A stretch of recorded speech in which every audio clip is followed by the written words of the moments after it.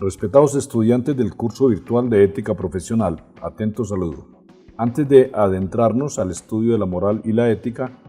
para comprender sus conceptos, es indispensable conocer qué es un problema moral o un dilema ético, porque ciertamente de ello se ocupa la ética, dentro de un escenario teórico filosófico. El primer aspecto a considerar es el conocer qué se debe entender por problemas práctico-morales. Todos nosotros reconocemos que desde nuestros primeros años de infancia, a partir del momento de tomar o adquirir conciencia de razón y motivo de existencia, entonces empezamos a relacionarnos por ya considerarnos seres sociales. Y es ahí cuando, desde esa temprana edad, empezamos a resolver problemas que en lo normal, ellos problemas tienen que ver con relaciones entre familia, los padres e hijos, entre hermanos y en general familiares. Y desde ahí encontramos de verdad una primera situación de relación efectiva y real, porque los problemas práctico-morales efectivamente responden o nacen de eso, relaciones reales que desarrollamos como personas humanas. Y a partir de esa comprensión de esa relación, entonces se van generando circunstancias a resolver que genéricamente nosotros llamamos problemas o llamamos disyuntivas, es decir, alternativas de decisión que pueden tomar o tener uno o dos caminos decisionales. De ahí que entonces, para efectos de tomar una decisión, en tanto una conciencia o reflexión relacionado con el pensamiento humano y pretender ciertamente realizar un acto moral, allí nosotros debemos entender que hay unas primeras normas que hemos adquirido de manera voluntaria porque o la hemos obtenido de escenarios familiares o educativos formales o en relaciones sociales dentro de las culturas que manejamos como seres humanos. Y esas normas son conocidas como normas voluntarias. Pero ciertamente al ser parte de una sociedad y participar de un Estado, pudiéramos tener leyes o normas que los hombres de manera ordenada y participando de ese Estado-gobierno, entonces han sido emitidas, por ejemplo, por el legislativo y el ejecutivo.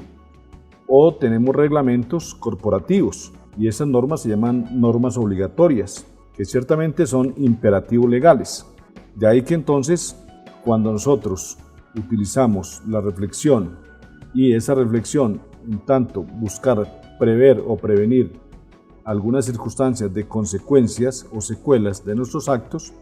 entonces decimos que nosotros nos estamos comportando moralmente. Y de ahí resulta que esas normas que hemos adquirido o asimilado o aprendido voluntariamente, entonces son normas que vamos interiorizando, o porque ciertamente estamos de acuerdo con ellas, o de verdad las hemos asimilado o reconocido como válidas moralmente. Pero igualmente cuando nosotros nos comportamos de manera moral o con moralidad,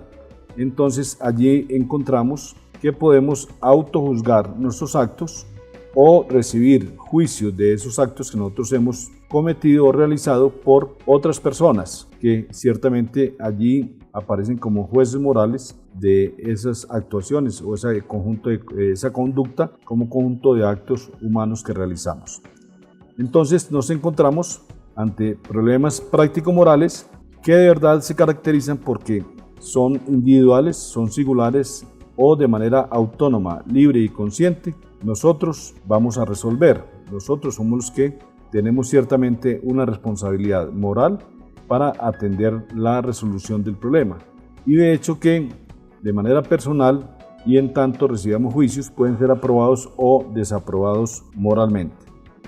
Después de que nosotros entendemos estos problemas práctico-morales, entonces ellos trascienden o se convierten en problemas morales o dilemas éticos. Y ciertamente es cuando se pasa de la moral a la ética en sí misma.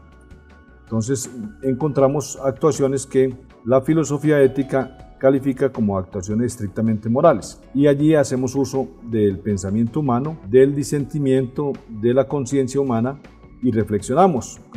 sobre si es posible una prevención de las consecuencias de los actos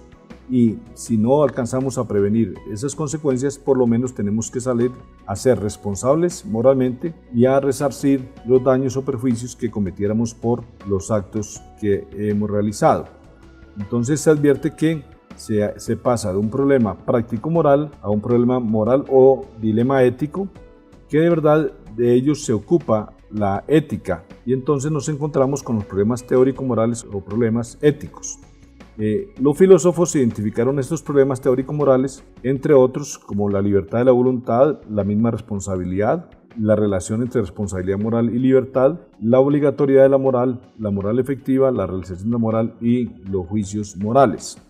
Si nosotros como profesionales o estudiantes de las ciencias económicas, administrativas y contables quisiéramos entonces hablar de un ejemplo de dilema ético, pudieran ser los que suceden ciertamente en el cotidiano desarrollo de las actividades de las organizaciones empresariales. Por ejemplo, cuando un profesional de la contaduría, demos el caso concreto, está ocupando el cargo de director de impuestos, entonces recibe una orden del gerente de la compañía para que entonces presente una declaración de renta con una situación ilícita, una circunstancia irregular que daría cabida a la posible comisión de un delito fiscal o tributario. En ese orden de ideas estaría ese contador público en un dilema ético y posteriormente en un dilema legal. En principio ético es porque ese contador público, antes de ser profesional, es una persona humana y como tal él ha tenido obviamente una educación ética desde su temprana edad, evolucionado en el sistema educativo formal y en las relaciones que ya aclaramos sociales en particular, y la cultura general le ha dado cabida a que él asimile, acepte y considere válido moralmente actuar frente a unos principios éticos. Y en ese orden de ideas estaría en él, de manera singular o particular, tomar la decisión si acepta o no la orden que le ha dado el gerente de cometer el delito, en ese caso de carácter fiscal o tributaria, con las consecuencias legales que ya tenemos. En ese orden de ideas se puede identificar el problema práctico-moral sobre el decidir si debe o no cometer el delito como tal, delito que al final acarrearía en consecuencias de carácter tributario, penal y obviamente disciplinario en el ejercicio de la profesión. Y si allí nosotros entendemos que debemos reflexionar, atenderíamos ciertamente dos grandes principios o leyes universales, y ellas son entonces la responsabilidad y la rectitud profesional. De hecho que estaría en ustedes como estudiantes entender que todas las profesiones que nosotros desempeñamos tienen este tipo de riesgos y presiones de carácter corporativo o de carácter social, y estaría en nosotros que con carácter, con talante o con firmeza tengamos una respuesta ética como un acto válido moralmente para responder no en la orden que nos entrega o nos da, en este caso, nuestro jefe inmediato.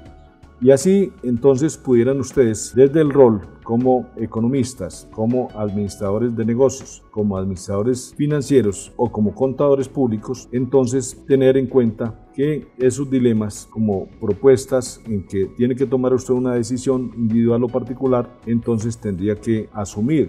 y decidir si acepta o no realizar efectivamente lo que le están exigiendo, ordenando, o una propuesta que no corresponde a un procedimiento ético. Entonces, cuando ya nosotros actuamos de esta manera ética, con talante o carácter, estaríamos siendo íntegros y honestos profesionalmente. De hecho que en nuestra realidad de relaciones sociales podemos encontrar muchos dilemas éticos, y una vez se tome la decisión y se actúe, en tanto la ética se ocupará de analizar, determinando la esencia de la moral, analizar si efectivamente su actuación ha sido válida moralmente o si el acto ha sido inmoral o no válido moralmente.